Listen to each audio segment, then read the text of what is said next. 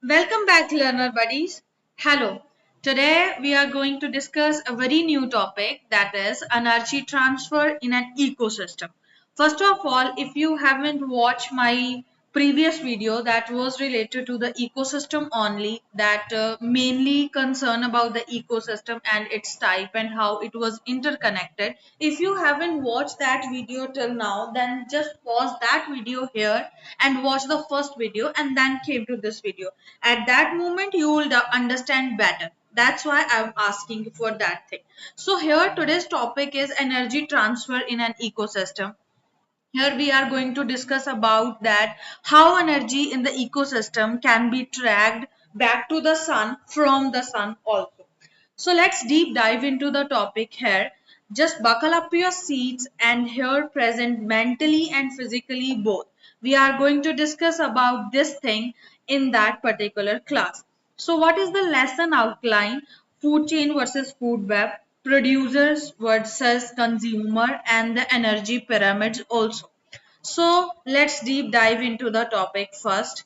In this class, you are going to learn about what is the major difference between the food chains from the food web, definition of producers and consumers, and obviously how to transferring the energy becoming between the organisms. That is all about the today's topic. Now everything starts from the sun, and at the end of the moment everything goes to the sun only.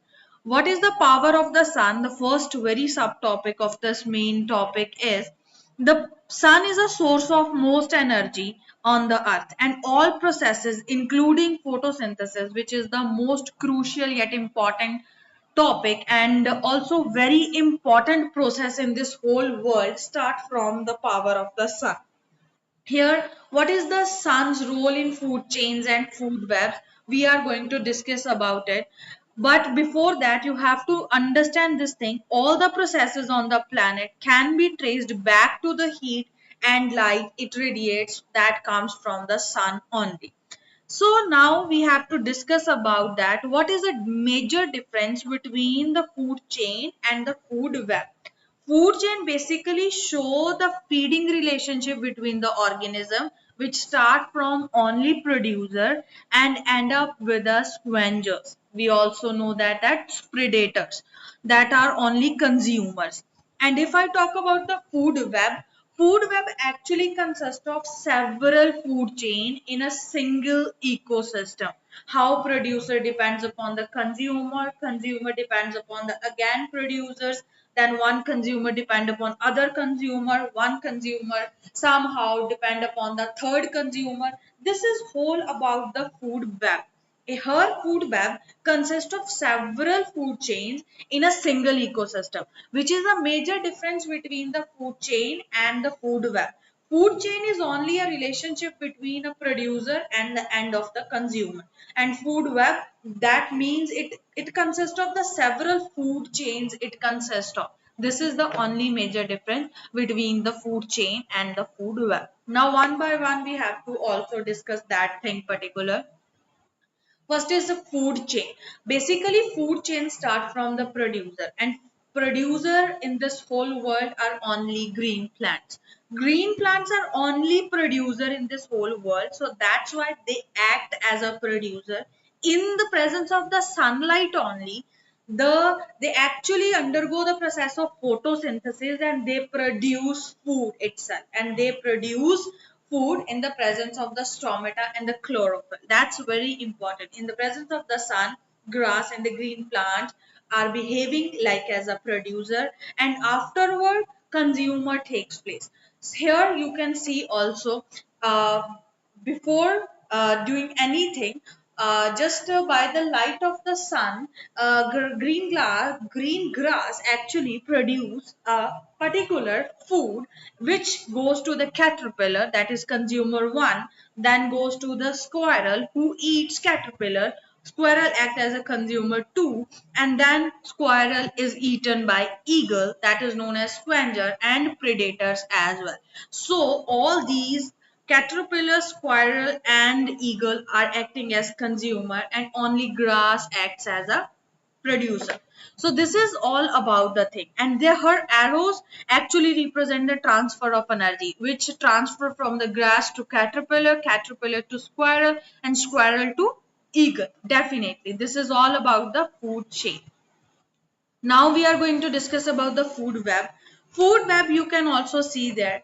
Somehow it is a dependency in the food chains, different food chains, and food web is an interconnecting of the food chain in an ecosystem. For example, grass depends upon the sun to production, and grass eaten by the squirrel, then squirrel eaten by the eagle, and also somehow grass eaten by the birds as well, and then grass eaten by the grasshopper, and then afterwards grasshopper depends and eaten by squirrel, and squirrel also eaten by the fox. Somehow birds are also eaten by eagles, and eagles somehow dependent upon the other kind of animals. So this is whole about the food web, where all the food chains are depending upon each other and they are actually interconnected. So this is the food web. Basically this is a mixture and presence of number of the food chain. So this is the major difference between the food chain and the food webs.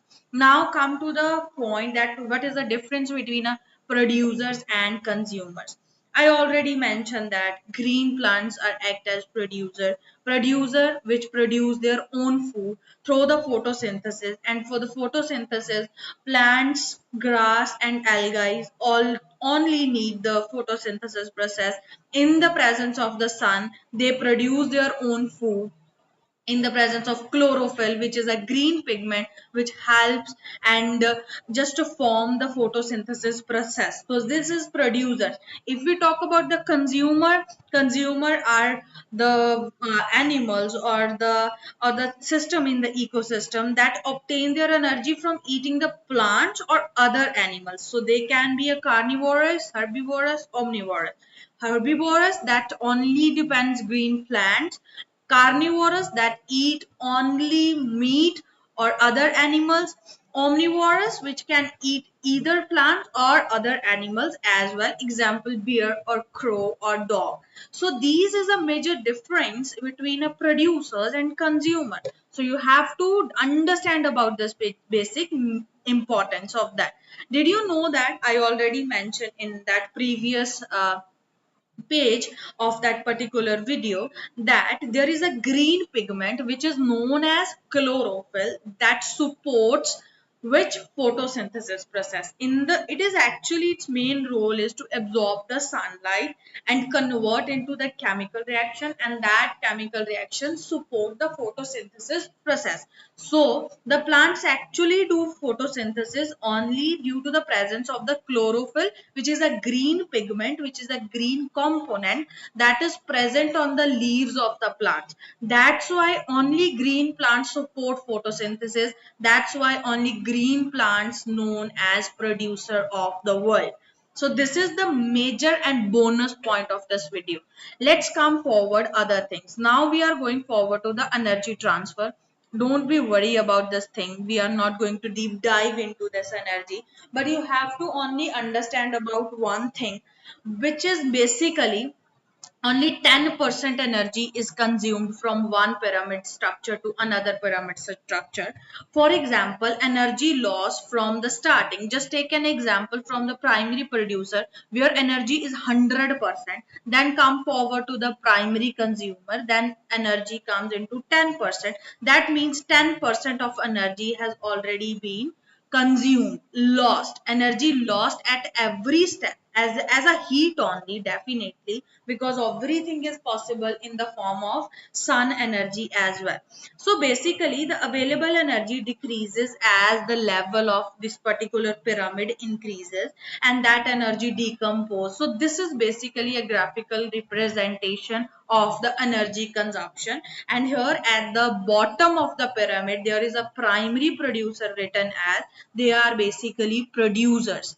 So afterward primary consumer, secondary consumer, tertiary consumer, and at the end of this thing there is a quaternary predators which are known as like eagles and vultures and other predators. We know that at that point only 0.01% energy has left. So that is all about the energy consumption, one by one step, that is represented in the pyramid only. So this is all about the topic. Let's do the quick summary of this particular topic which we has completed. One, we discussed that food chain, and second, we discussed the food web, and also we discussed that how food chain is different from the food web only. Third thing we discuss about that is energy pyramid, that represent the energy flow in the ecosystem.